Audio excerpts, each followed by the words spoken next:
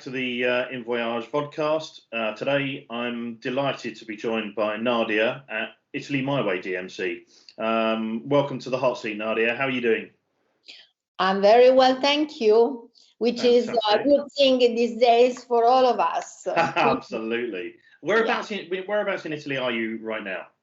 At the moment, I'm at home in Florence, where we do have the headquarters. So it's my favorite city, being born here, but enjoying these days of still partial lockdown in working from home and going to the office every morning normally.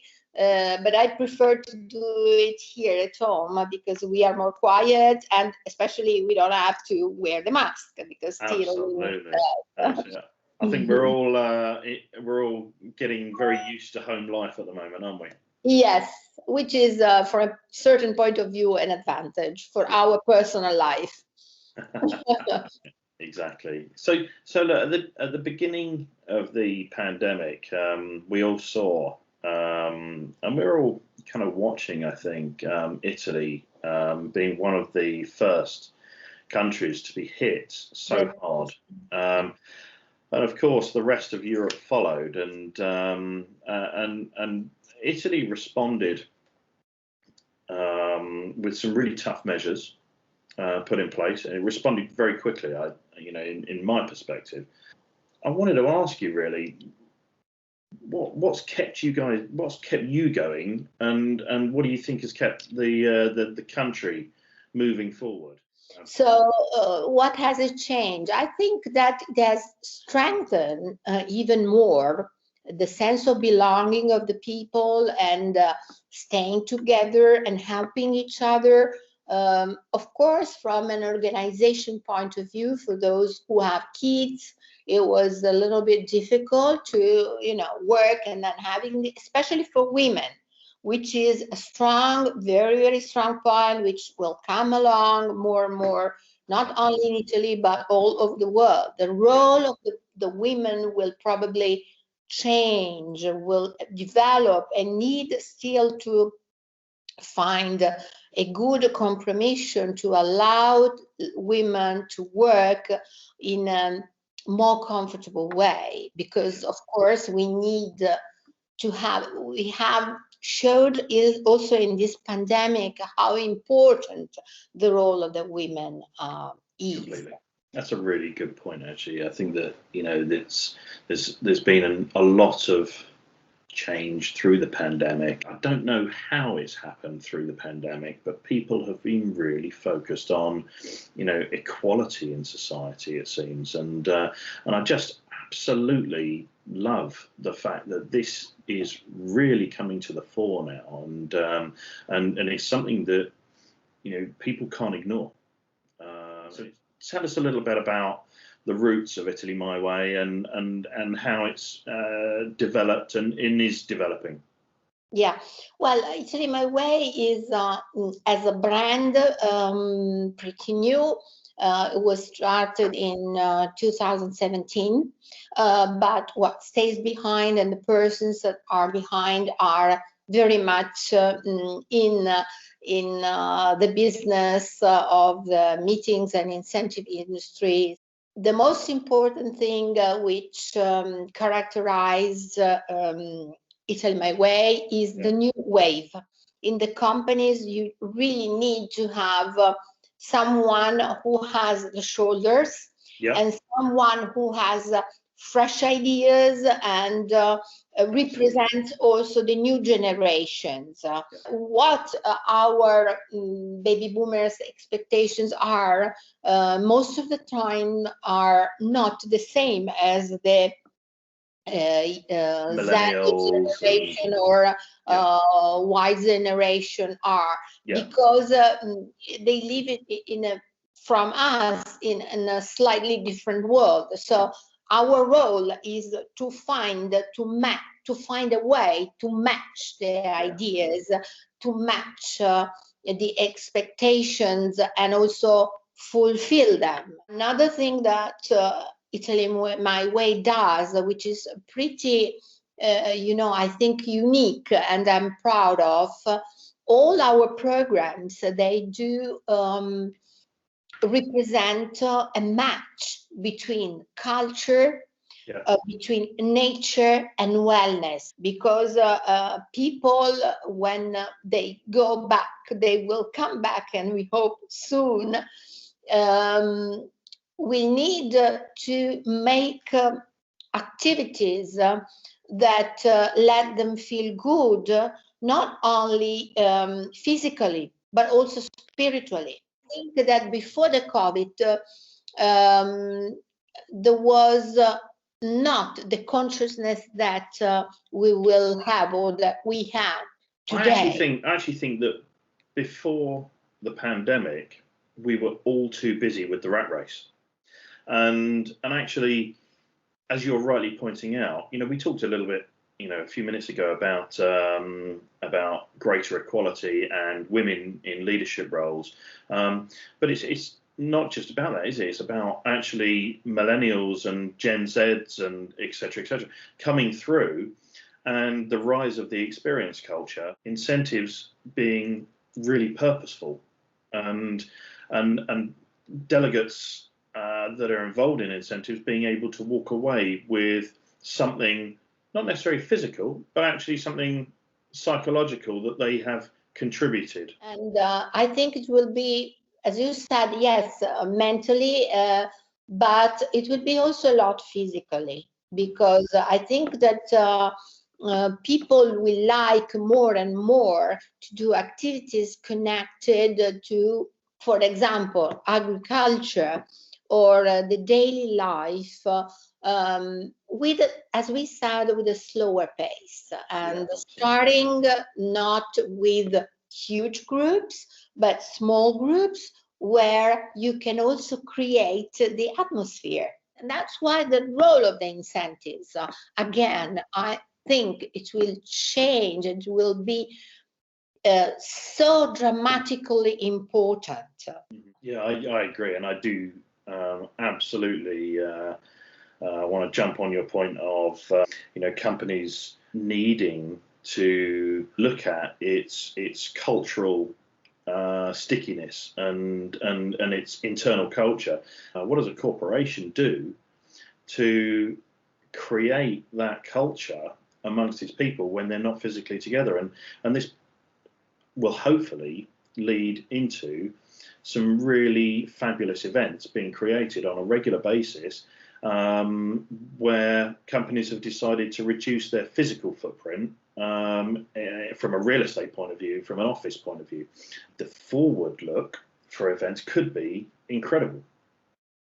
I agree. I do agree. I think the role of the events of the future will be not only enjoying the event, but really become moments of creating business culture, and creating initiatives, and creating milestones for the companies. Yeah, I agree. I think that something that us at inVOYAGE, we're in the business of creating transformative experiences.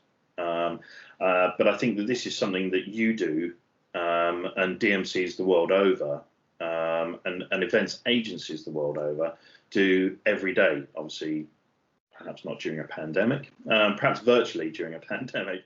Tell me a little bit about some of the sort of experiences that you like to create for your clients in Italy.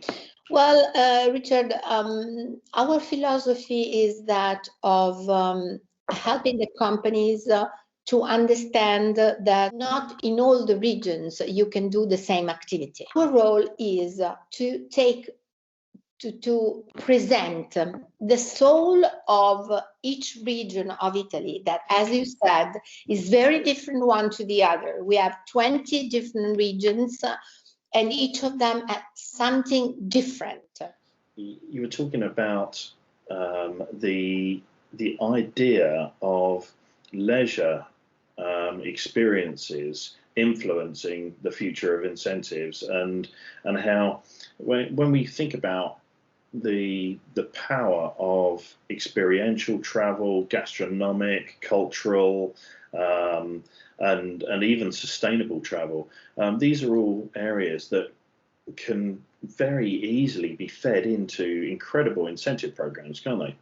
It's absolutely true, and that's what we do. We have created already, we really studied this possibility, because we are very strong also in luxury travel.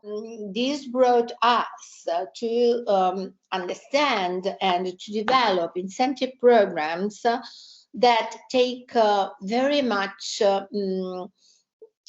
origin from the individual experiences. We have to restart, and that's why we need to do more and more programs connected to nature and to Pachamama, as I said.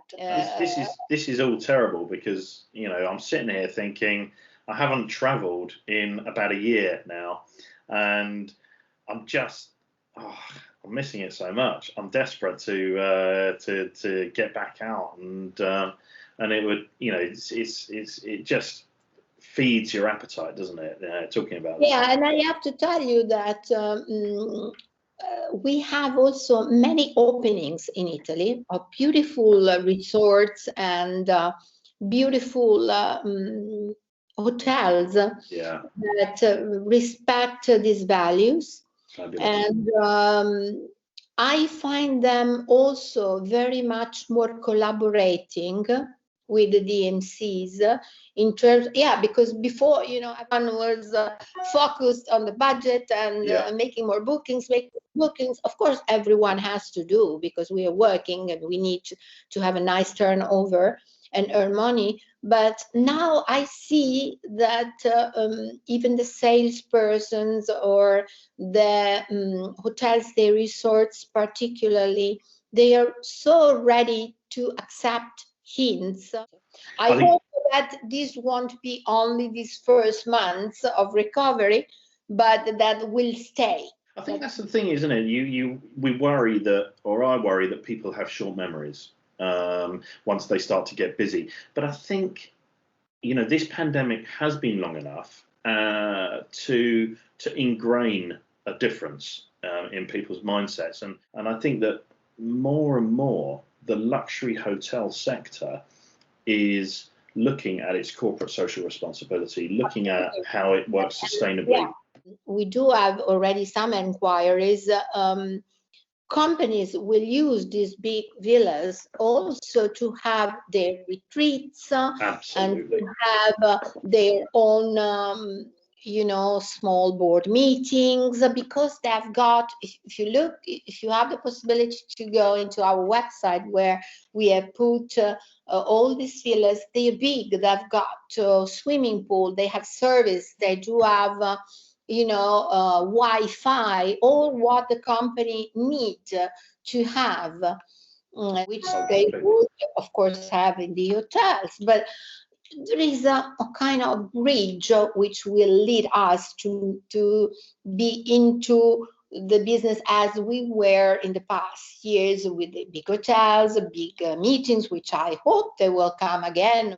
Now we have to really think on the trend, on the needs of the new business. Absolutely. So, and then who is able to watch and listen? That I think are two very important elements for a good businessman or a good businesswoman to develop the product on the basis of what you hear and what you listen, that can be used for your programs.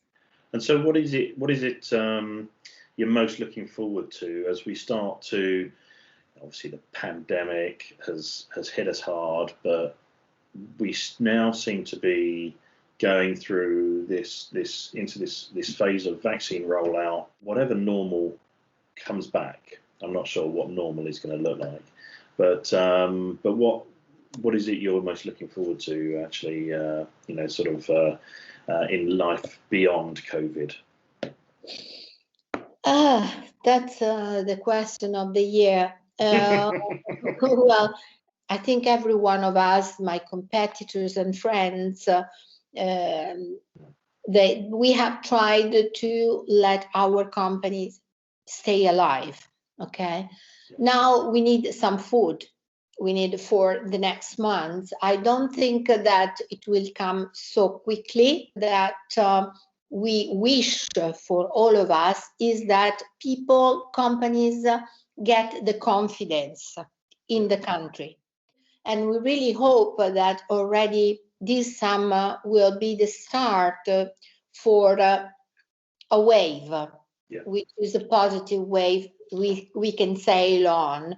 But important is that all the governments together decide also how the rules are in one country, so that we don't then affect in a negative way one to the other. But another thing that it is very important, and this is important for the companies, is the financial credibility of the companies.